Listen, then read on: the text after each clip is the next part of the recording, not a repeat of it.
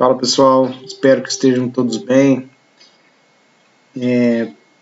Pessoal, nessa aula aqui eu vou tentar dar uma passada na segunda lista, assim como a gente já fez numa aula anterior, em que, se eu não me engano, a gente discutiu até a questão 10, tá? Da lista, eu discuti junto com vocês e fui dando a luz em cada questão. Vou tentar ir fazendo isso agora com vocês, até porque foi pedido aí. Teve aluno que entrou em contato comigo para ver se era possível a gente continuar discutindo a lista, né? Se eu não me engano, a gente discutiu, foi isso mesmo, até a questão 12. Então eu vou discutir aqui nessa videoaula com vocês da questão 13 até a questão 20, ok? Se eu parar para dar algum exemplo aqui e desenhar moléculas, se quiser dar uma aceleradinha no vídeo, fica à vontade, que fica até mais dinâmico para vocês, ok? Deixa eu só conferir aqui, sim, tá tudo certo. É o seguinte, gente, né? Até essa questão 12 aqui que a gente viu, foi aquela questão da isomeria ótica, né? A questão de isômero R, isômero S, a projeção de Fischer, tudo isso para treinar, ok? Que é uma parte mais complicadinha, que exige um pouco de visualização tridimensional de vocês.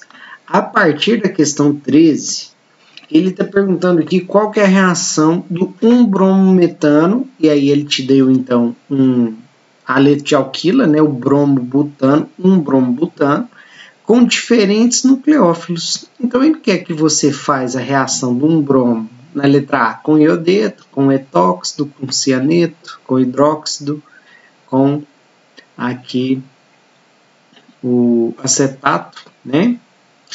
E aí, dessa forma, eu vou fazer aqui como exemplo para vocês do 1-bromo-butano com esse nucleófilo aqui da letra E, para vocês relembrarem essa questão. Então, eu vou botar aqui questão 13, deixa eu voltar, letra E, certo?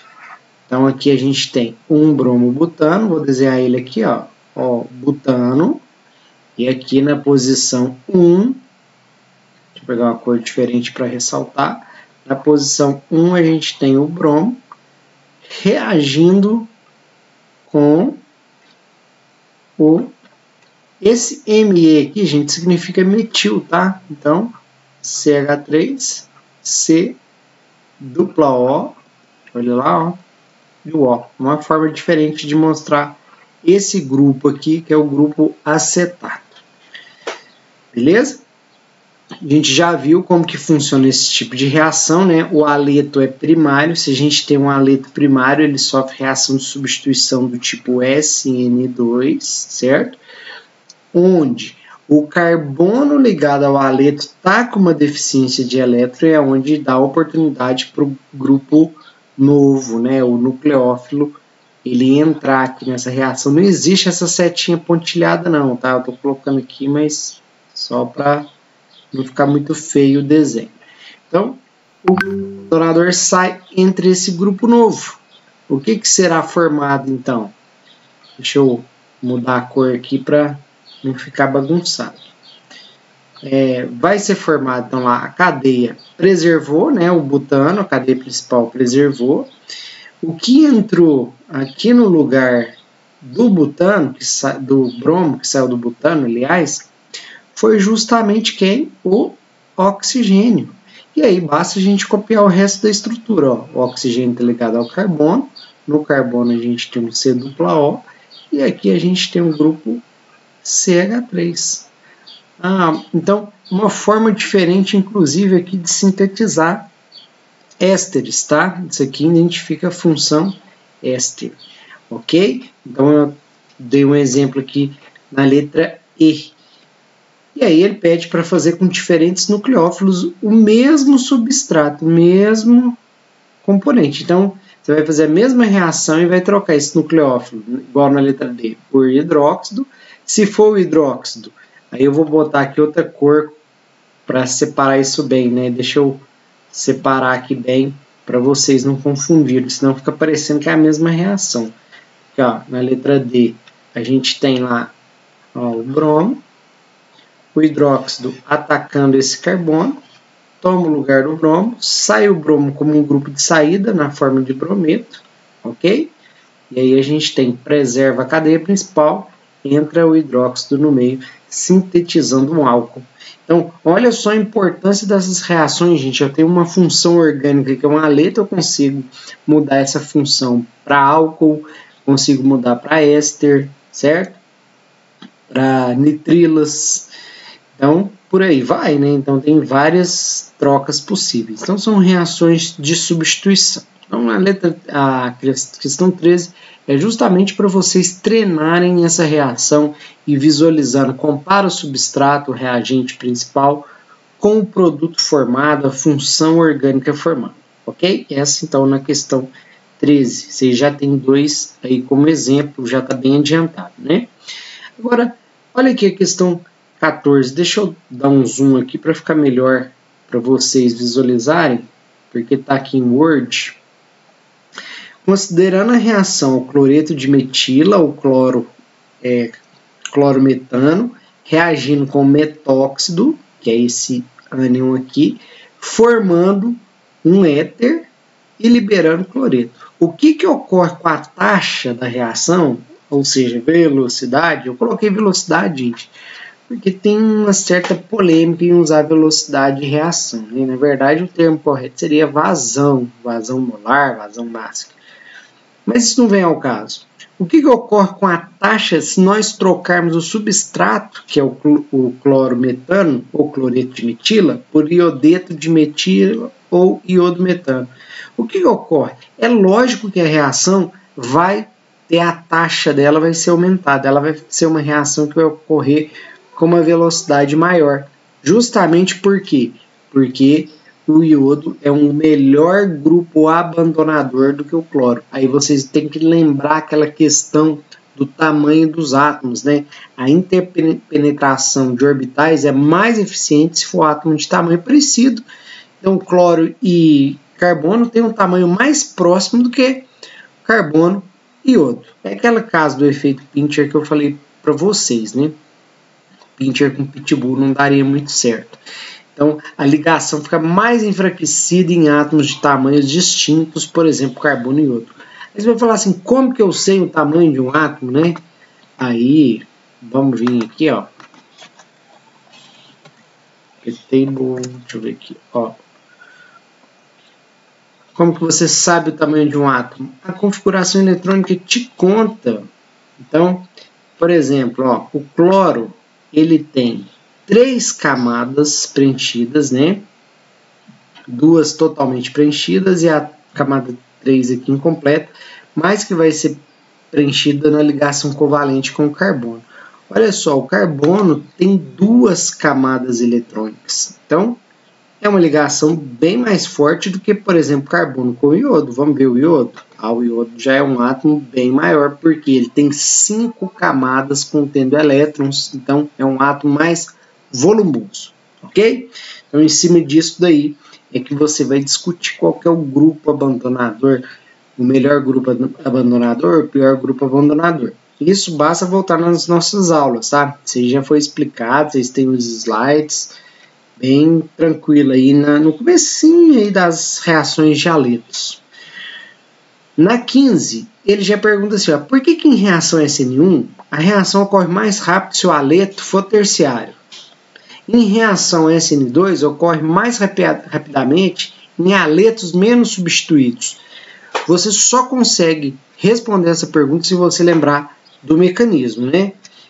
Ó, por que SN2, que é essa que o nucleófilo aproxima, ocorre melhor se o aleto for menos substituído? Porque, gente, o aleto está menos protegido, né? Se ele for menos substituído, ele vai estar menos protegido. É igual... Eu, inclusive, fiz esse desenho no dia da aula junto com vocês. Falei para vocês, gente, se tiver um aleto de metila, que é um aleto que está ligado a hidrogênio, assim, ó, o hidrogênio é um átomo menorzinho, né? Então, a aproximação do nucleófilo é mais fácil, porque o hidrogênio não protege ninguém. Agora, se eu começar a colocar grupos mais volumosos no carbono, isso para a reação SN2, lógico, né? A reação vai ficar mais lenta. Se eu aumentar o tamanho desses grupos aqui, ó, colocar um grupo mais volumoso, por exemplo, é lógico que vai ficar mais lento. Tirar um hidrogênio para um grupo volumoso, o nucleófilo não vai conseguir aproximar e efetuar esse ataque dorsal, ok? E por que SN1, quanto mais substituído, melhor? Porque, gente, SN1 passa pelaquela estrutura que é o tal do carbocátion, né? E a estrutura do carbocátion, ela é alguma coisa parecida com isso aqui que eu vou desenhar para vocês, ó. A gente tem o carbono, a geometria trigonal plana, certo? Aqui os ligantes, os grupos que estão ligados, e eu vou dar exemplo de 2 grupos aqui, tá?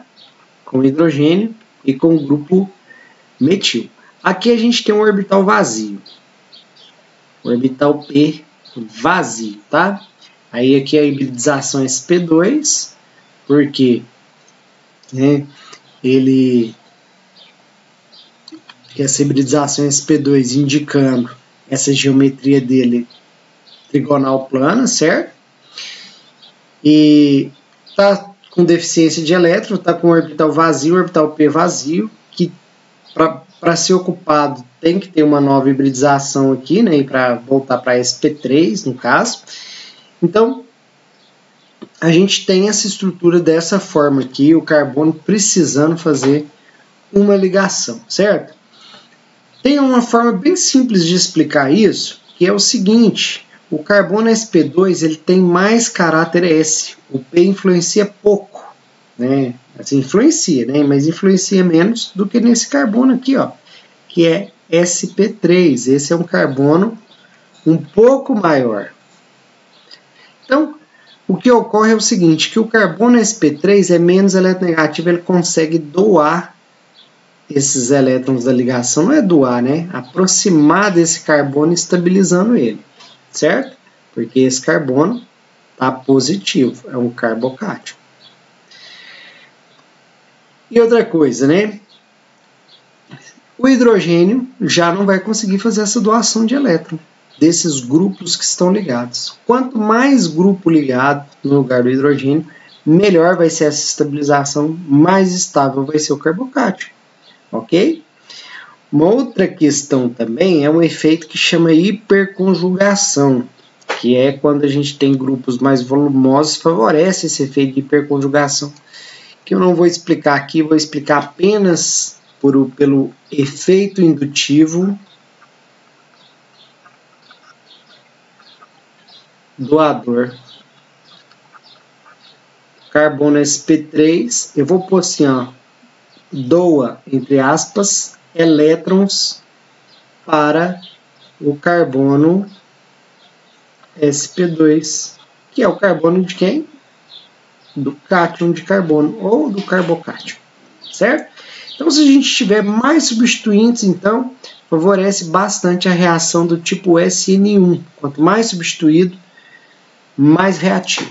E aí, uma coisa que a gente não pode esquecer de forma alguma é que nas reações SN2, a velocidade da reação é o seguinte, ó.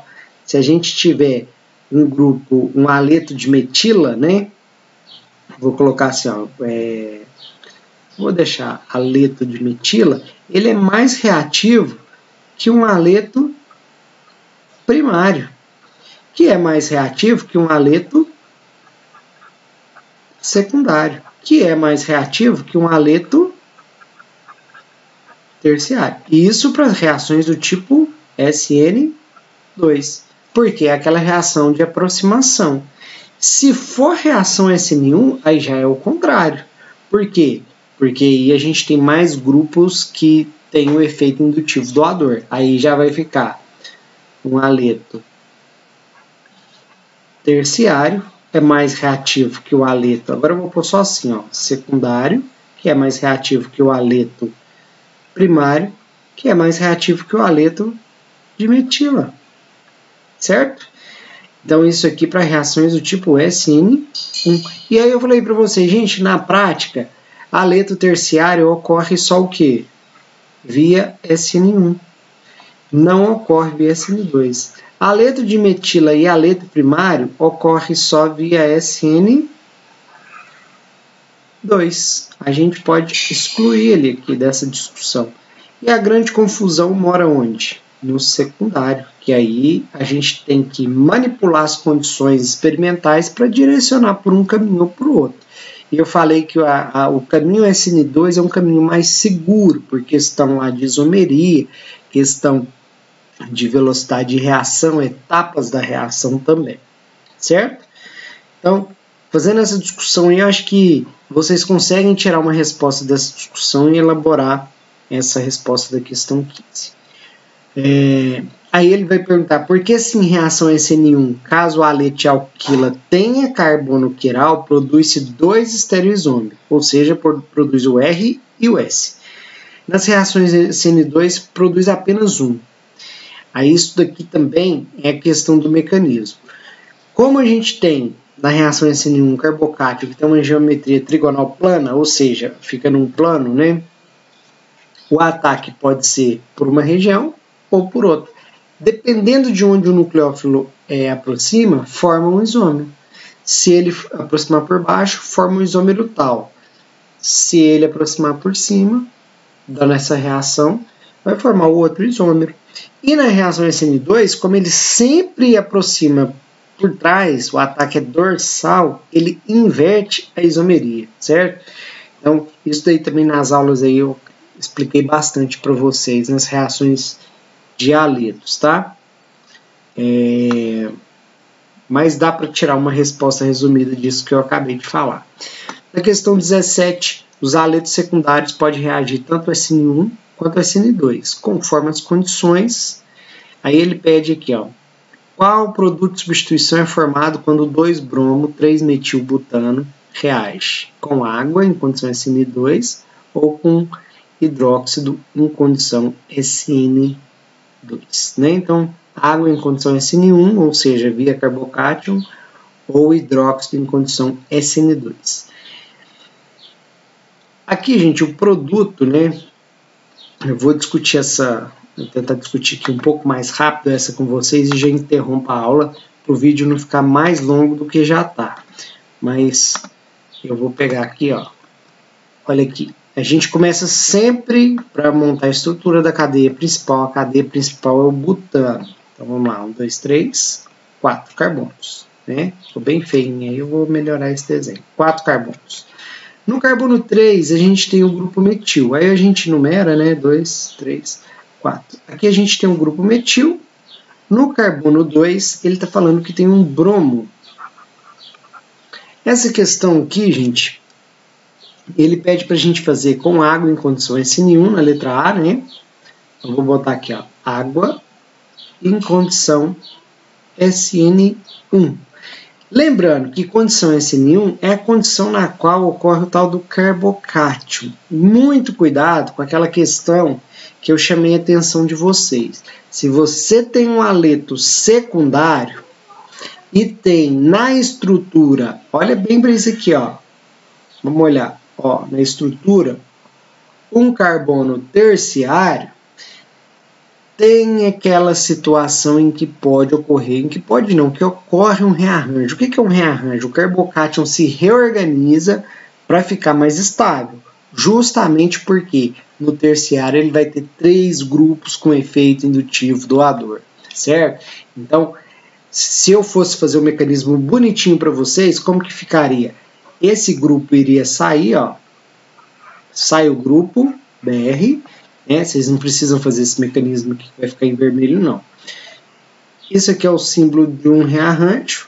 Olha aqui, troca de lugar. Ei, danado, hein? Por isso que a química orgânica é tão bonita assim. Você vai aprendendo os detalhes e conseguindo explicar, porque na prática, se fizer essa reação, vai levar à formação de um produto, de um álcool terciário, né? E não um álcool secundário, como se fosse de esperar, sem o rearranjo. Ok? Então, reação SN1, você tem que olhar para esse haleto secundário. Você olha para ele, vê se nessa estrutura, se tem ali vizinho um carbono terciário ou quaternário. Se tiver, vai ter rearranjo e vai ser nesse carbono, esse aqui, ó. Você está rindo porque você achou ele. Então, você vai ver que é nesse carbono que vai entrar esse grupo substituinte, né, o nucleófilo. No caso aqui, a água entrando nessa estrutura aqui, nessa posição, e não nessa como era a original. Então, a reação SN1 tem alguns inconvenientes. Um deles é você tem que se preocupar com a possibilidade de rearranjo, você tem que se preocupar com a possibilidade de mistura racêmica, que é a formação dos dois enantiômeros. E em reação SN2, não. Reação SN2, olha aqui, ó, é esse. Aqui a gente tem quem mesmo? Deixa eu voltar aqui, o bromo, né? O bromo. Na letra B. Na letra B ele pede para a gente fazer a reação do tipo SN2, né? E aí nessa reação a gente tem a reação com hidróxido. Deixa eu voltar na lista para eu não falar bobagem aqui para vocês. Ó, hidroxila em condição SN2. Hidroxila em condição SN2. A condição SN2 não tem carbocátio não, é aquele mecanismo por aproximação. Ele aproxima, toma o lugar do haleto, né, do halogênio. A gente tem aqui a formação da hidroxila e a saída do grupo abandonador, nesse caso, o BR. Ok? Comi o metil aqui, deixa eu voltar ele, porque ele não sai não, né? Ele está aqui, metilbutano. 2-metilbutano, né? O 4, 1, 2, 3. 3 metil, né? O metil está na posição 3. E aqui a gente tem o álcool na posição 2. Certinho? Pessoal, eu vou postar outro vídeo aí contendo o restante da discussão dessas listas nossas. Tá joia? Valeu demais, obrigado.